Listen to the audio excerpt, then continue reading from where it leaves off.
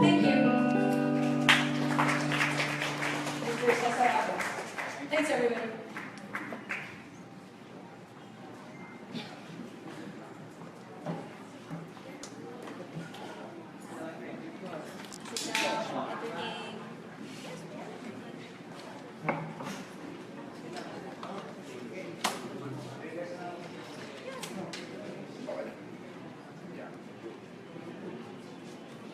So, if you have questions for Ms. Leia, she'll be glad to address them. But a few words first about your concert. Okay.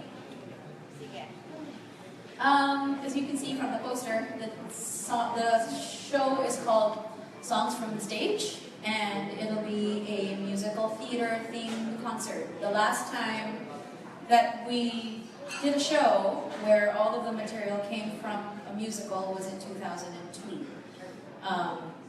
with the Broadway concert. And since it has been quite a while since we've done an exclusively musical theater only show, we thought that it was about time to do another one. So many musicals have opened since 2002. So it would be a cool idea to feature a few of those new ones, as well as sing songs from the tried and true shows that we have all grown to love over the years. We'll feature Andrew Lloyd Webber, of course, and then Manuel Miranda. I think we'll have a little Bublé like Schomburg. We have, I think, Kayabyab and Joey Reyes. I think we have that one song. I'm trying to think what else. And shows that, and actually songs that started their lives elsewhere that ended up in musicals will also be included. So you may find yourself saying, oh, that ended up in a show and I had no idea. In shows like Beautiful and Jersey Boys, which are jukebox musicals with stories. Just to cite a couple of examples. But it's going to be with the ABS-CBN Philharmonic Orchestra, conducted by Maestro Gerard Salonga. It will be directed by Bobby Garcia. Our scriptwriter is Mickey Munoz, and our guest list has not been 100% confirmed, so I cannot reveal who my guests will be. But when everybody has signed on the dotted line and has said yes, then that's when we'll be able to tell you all who will be singing along with me. Well, I can't reveal that my daughter will sing with me, so that should be fun. She is obsessed with musical theater, Phantom of the Opera in particular. So I think she's, this will be a good fit for her. And hopefully this concert and hearing a lot of the music from here will further increase her enjoyment of this art form, especially since I work in it. If you have any questions, I will gladly take them. Questions? Mr. Mario? Yes, Mario. Hi, Lena. Hi, Mario. Missed you from last night. I know, so long ago. And congratulations for that award. Thank you. Excellence. Thank you. And we wish you bon voyage.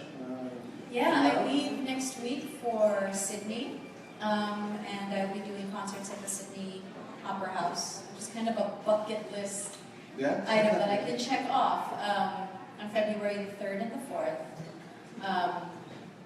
Gerard and I are going to be working in that story venue. I mean, I've seen it, and I've taken a tourist-type tour of the place, and it is quite breathtaking. And when I went into the actual concert hall where I would be performing, I did this a couple of years ago. We were standing all the way in the back at the top, and I had my agent with me, and my makeup artist was actually also here. We were on that tour, and I said, one day, I will perform here. I will sing here. And less than 2 full years later, all of us are actually going to be back, and we'll actually say that we got to work there. So it's something that I'm really looking forward to. And then you're moving on to... and then to Melbourne. No, it's just Sydney and Melbourne. And Melbourne is February 7 and 8 with Orchestra Victoria. The one in Sydney is with Sydney Symphony and Orchestra Victoria in Melbourne. And the program is a little bit different. Gerard will be conducting that one also. And then we spend a day, I guess because of flight schedules and whatever, able to spend a day just able to relax and breathe for a That- little bit, and your then downtime. we come home. Yeah, I'll take whatever downtime I can get, and then once we get back home, it's all about this concert. Nina Corpus was asking. Under the What? bus, she was okay. Well, what's the hardest song for you? What are the hardest songs for you to sing? Oh, Particularly here in this. I think for this one, I mean, we haven't finalized the entire repertoire yet, and so far I'm looking at everything. And for the most part, everything is within vocal reach anyway. And since all of these songs will be arranged for my voice and for my key, Yes. nothing's really going to be too difficult. I think you kind of wander into difficult territory when you stick to what it was originally, which was created for another human being with a whole different instrument. And it's as if you're forcing a cello to play a violin part. And that isn't exactly fair. So the arrangements are being created for my voice. And all of these arrangers know my sweet spots, or Gerard will tell them where my sweet spots are. And so, I mean, if I'm going to sing, say, a song like Defying Gravity, I'm not going to sing it in Dina Menzel's key, because that's just ridiculous. I'll sing it in my key, and then all of those sustained notes, everything that I'm hitting is right for my instrument. I mean, it's challenging, but it's not like I'll have to pray the rosary every time I'm going to sing it. But I mean, the other difficulty is when you sing a song that was immortalized by a singer, and then they made that version so iconic. Then comparisons might be drawn, and then there's that. So all I can do is sing it the way I would sing something, and hope that the audience appreciates that. Okay, my final question. Ano yung hugot mo sa Hitouch Me? Oh! I don't know. I don't think about it. I guess I remember, that flutter of that initial attraction to whomever. I mean, whether it's obviously my husband, and then their previous boyfriends, or just attractions to people that no relationship formed from. I mean, if you have that, which means that I had not lost what kilig actually is. So it's that initial spark of attraction when that person just brushes past you or holds your hand for the first time. It makes you feel butterflies. Whee! Yes, that's what that is. So it's all of that. Okay, that's a good question. And Miss Nina. Hi. Yes. I wanted to ask because I was trying to research about the really, really good singers, how to really sing very well. Because my 4-year-old daughter loves to sing. She's only 4.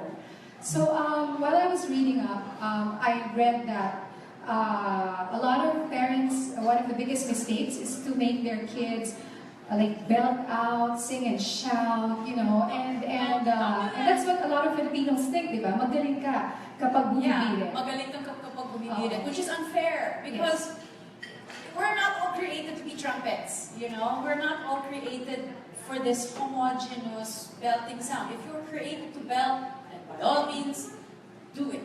Because that is how you were created and that is how your body was put together. But not everybody's like that. And you'll have people who will croon. You'll have people who sing classical. And it doesn't mean that their talent is less than those who belt. It's just that they're different. And we should celebrate how singers are different.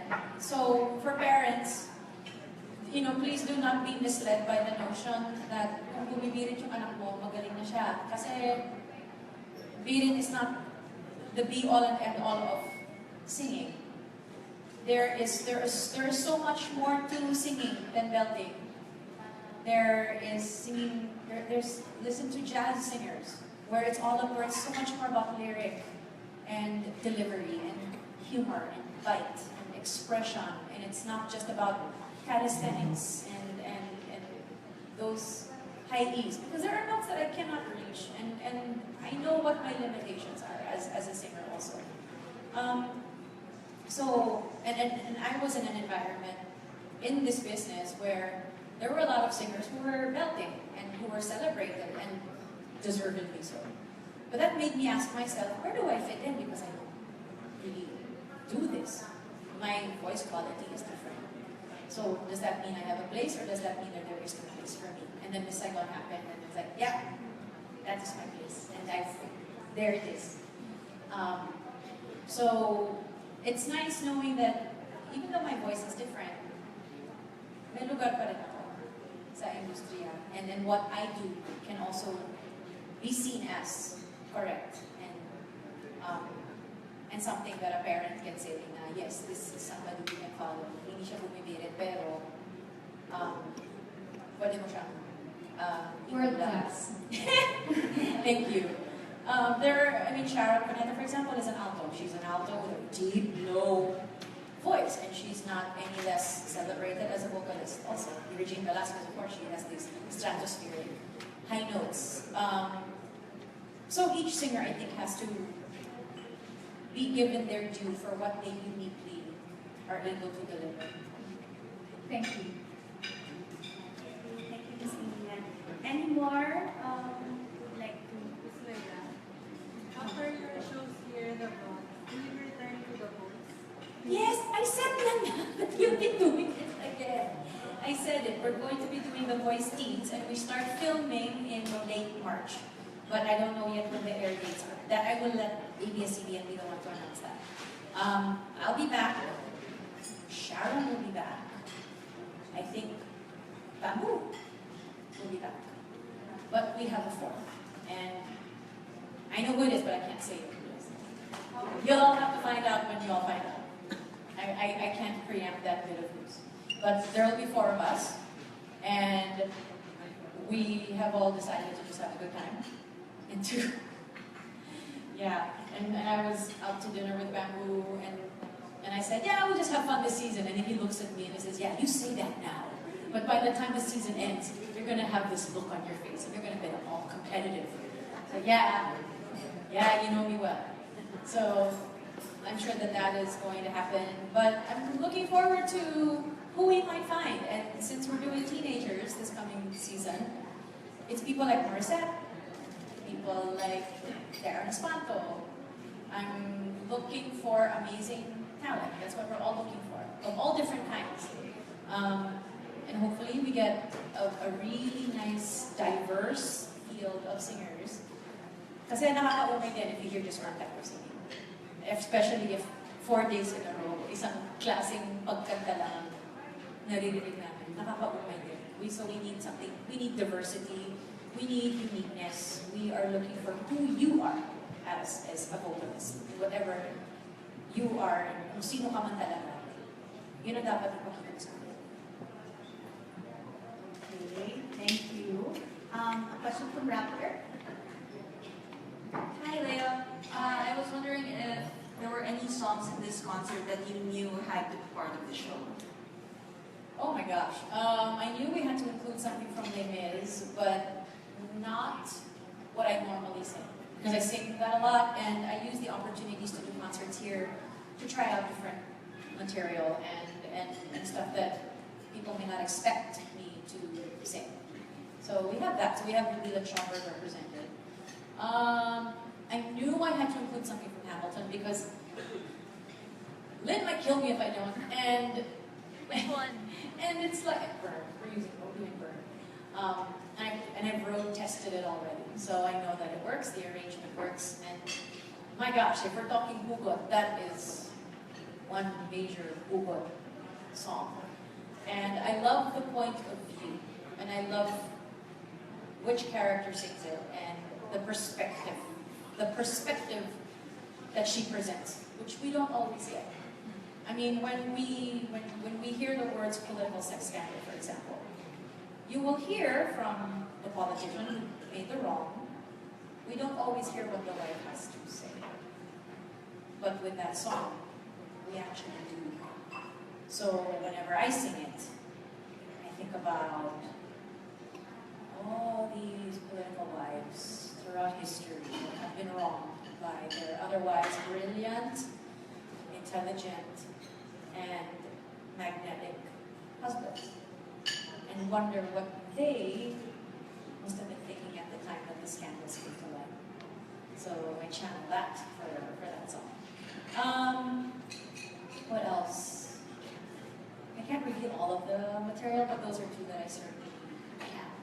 And I'm hoping that Manuel approves of what we do with Burn. We pretty much stuck to what it originally is. I mean, if something is right, there's no messing with it anymore. Okay, we have a question from Philippine Star Online. Okay. Nalea. Hi. But similar. What line or who got line from any of the songs you're gonna feature touched you the most? Oh, great. Another Hubert question. I know. I mean, because I reveal what Burn is, I'm going to reveal what, when the song starts to really build and the things, and the biting things that she says to her husband without being in front of her husband. She says things like, you forfeit the rights to my heart, you forfeit the place in our bed. Like, I'm burning the memories, burning the letters that might have redeemed you. It's things like that. You forfeit your place in my heart, you forfeit your rights to my heart, you forfeit the place in our bed, you'll sleep in your office instead, with only the memories of when you were mine. I hope that you burn. So, whenever I've sung the lines, I hope that you burn, can you imagine every bad relationship you've been in? And I mean, I've done the whole I'm burning all the letters that you've ever written to me. I've done it. I've actually sat in front of a metal trash can, one by one, pictures, letters, flame. I've done this, smoke heading out into the Manila Bay. I've done this. I've totally been through it in my lifetime. So those memories enter me when I sing that song.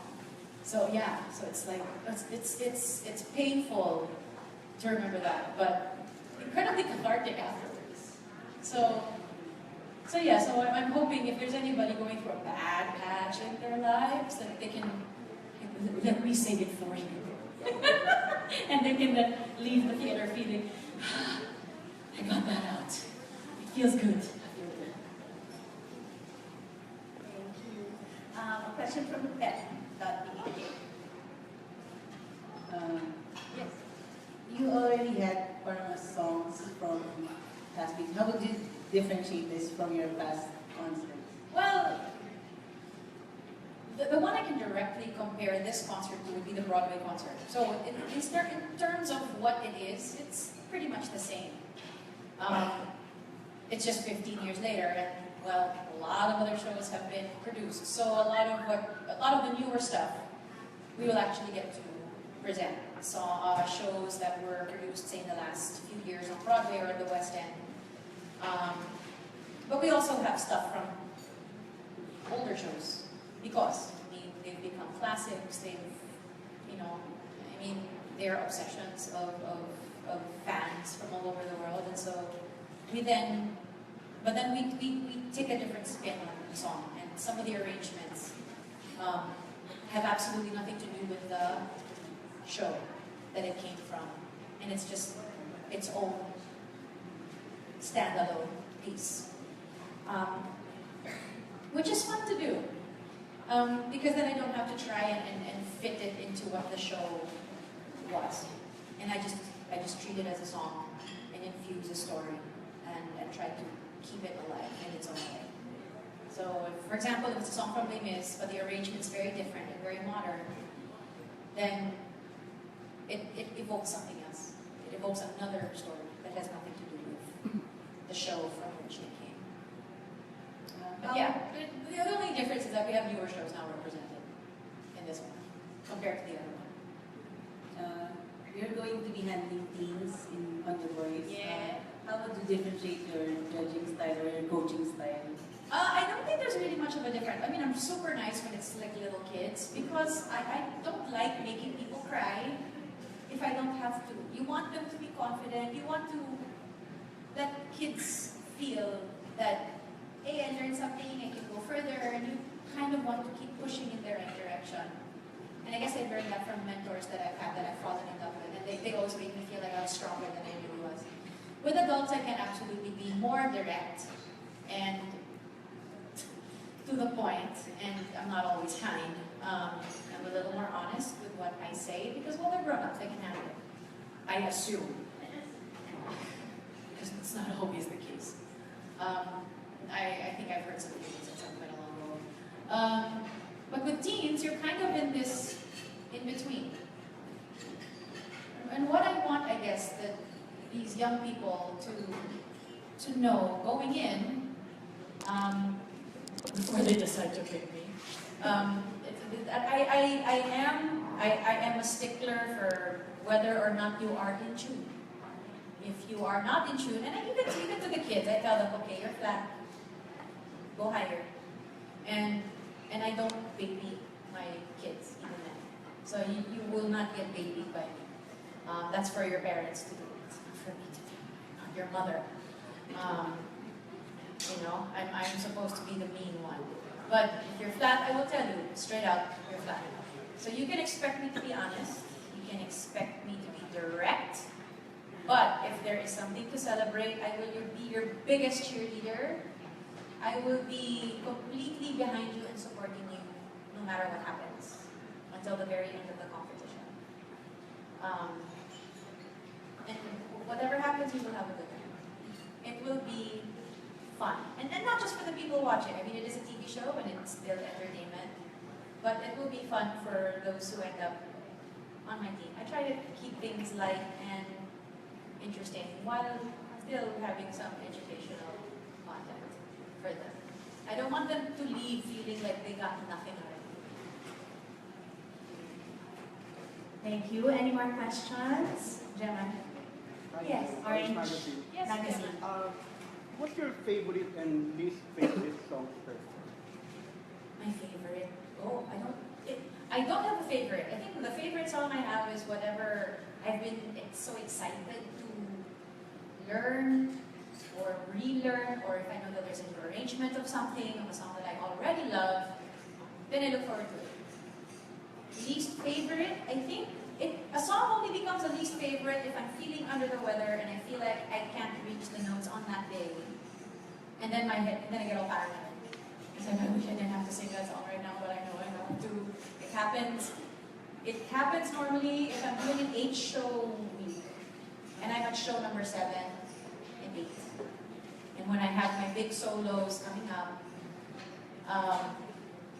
and then in my head I'm like, I'm so tired, I really don't want to do this right now. And it threatens to psych me out, but I have to win my argument with myself and open my mouth and sing the song and gather it up again for the next one.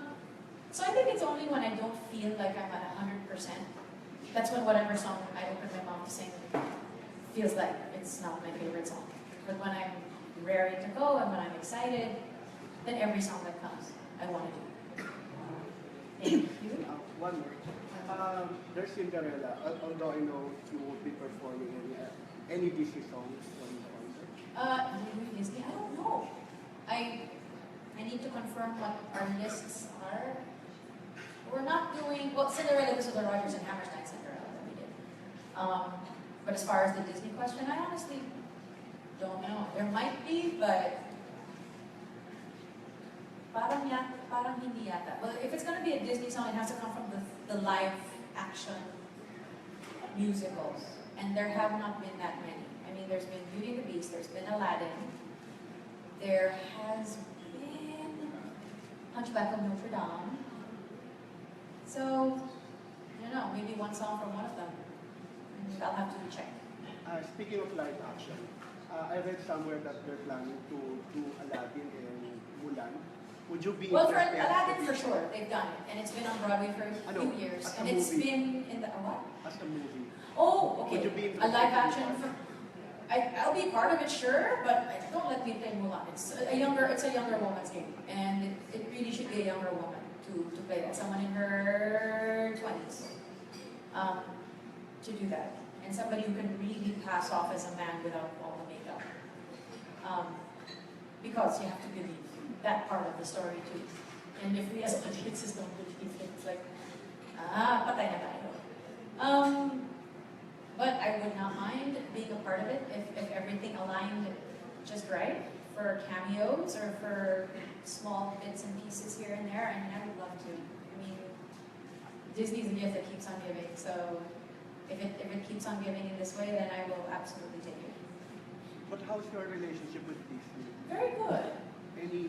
Any still plans of having you? Oh, I still sing for them, actually. I still sing for them. There's going to be, if there's a new toy for either Jasmine or Milan that requires the singing, I have to go into the recording studio and record. If there's an attraction that requires a brand new recording of that song, I go in, I record, and with the way that digital recordings take place now, I can record here, and all the files just get sent, and everything gets put together. So, again, it's the gift that keeps on giving, and I still sing for them.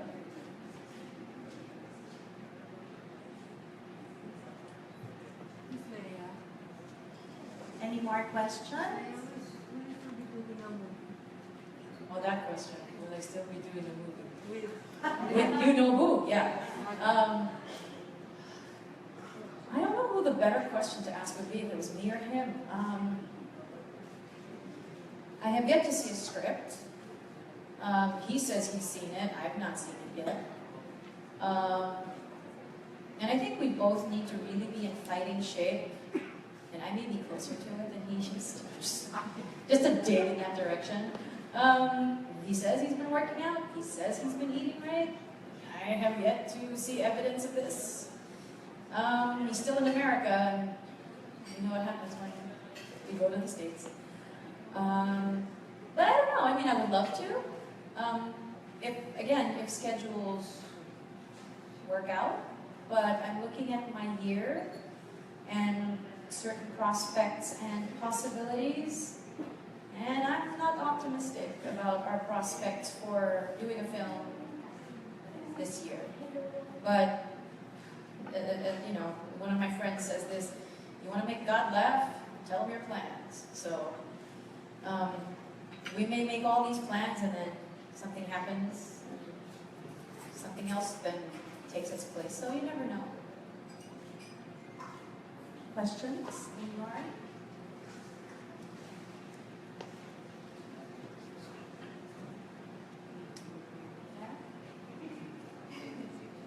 It's okay. Oh, Isa, wanted to ask? From Manila Times. Okay. Hello, Mr. Is there any time na you sing a song tapos nag-struck talaga siya sa'yo, then you had a hard time singing it? Oh yeah, there was one. There was one time. Thankfully, it was during a rehearsal and not a performance. After I gave birth, like 3 months after I gave birth, I had a gig. I hadn't sung. I hardly sang during my pregnancy, and so when I did this gig, it's like, okay, I'll sing I Give My Life For You from Miss Saigon. It was the request of a private engagement. So I got to the rehearsal, I started to sing the song, and that's when it really hit me, because the song is about singing to her child. And I had just become a mother 3 months before. So that is when I couldn't sing. I had the hardest time being able to sing. And I had friends who had experienced the same thing. I mean, ladies that had played Kim in Miss Saigon and then had children and then had to sing the song. And they couldn't, we all had the same issue. We could not get through the song. If we sang it, emotionally connected to it. So what we do is we had to shut ourselves off and step back. To still have a little bit of connection, but to at least get through to the end. I mean, love songs don't do this to me. I love singing love songs. Heartbreak songs don't do that, because the more heartbroken you are, the better it is for the song. And if you're having an emotional breakdown, all the better for the storytelling. But that song, that one, And if I really think about it and I sing for my daughter, forget it, I can't do it. So I have to sing to some fictional child, some fictional offspring of mine, and then I can do it. And that's the only way I can sing that song. To do it authentically would be the death of me. Okay, thank you. Last question from who wants to ask the last question? Okay. Alan from Inquirer. Yay! Hi, Ms. Leah. Hi. Since it's going to be mounted Valentine's Day, Well, not quite. After. Yeah. A little bit after.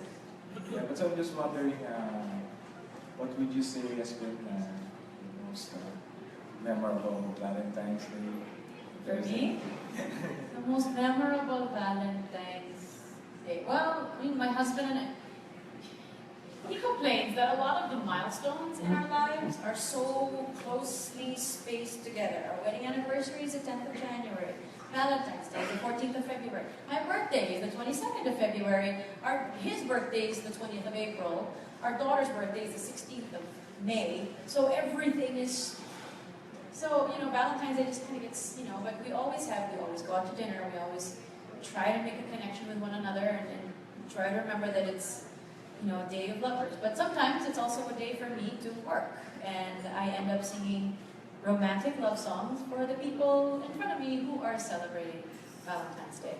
I don't think there's one Valentine's that sticks out in my mind per se. Not even the ones where I've spent it working, but I think I'll be spending Valentine's Day working on this. So I guess that'll be the most memorable one since it will be the most recent one.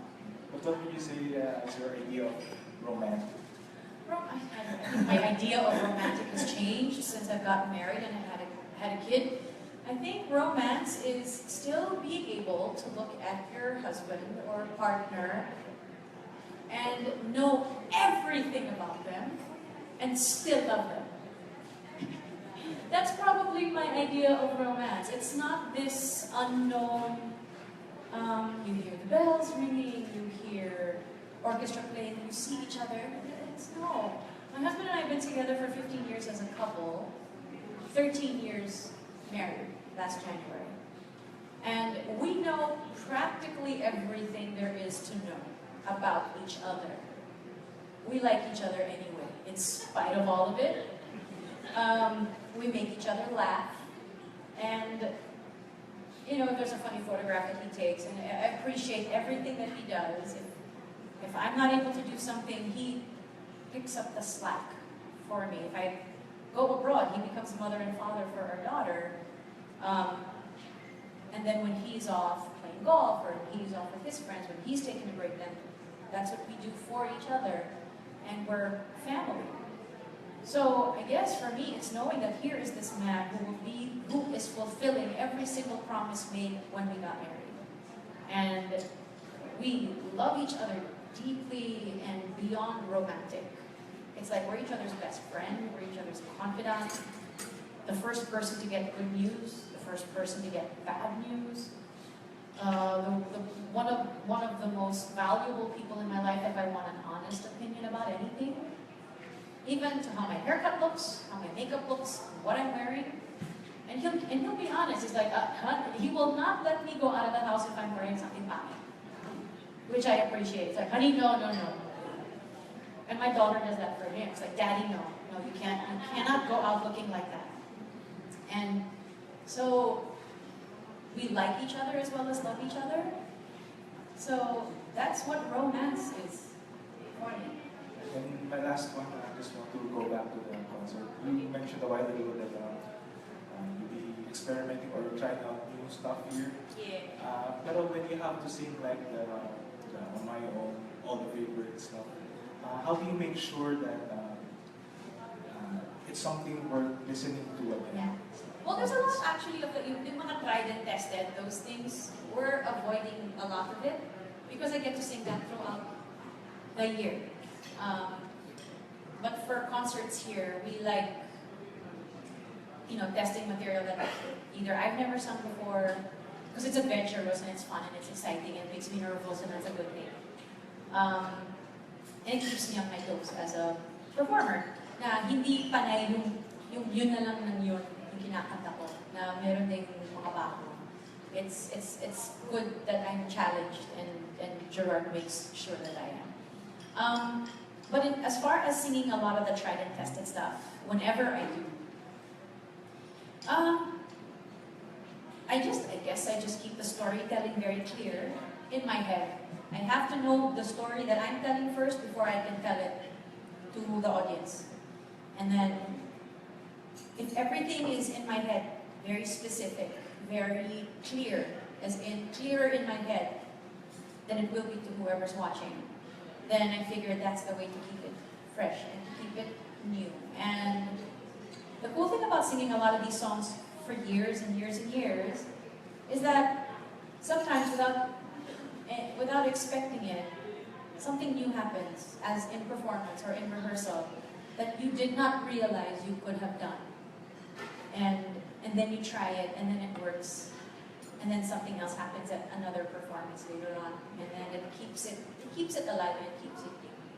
And when the performance is always played by, say, a live orchestra or even a live band, because there's so many other human beings involved in the process, then that chemistry will create something different and new every time.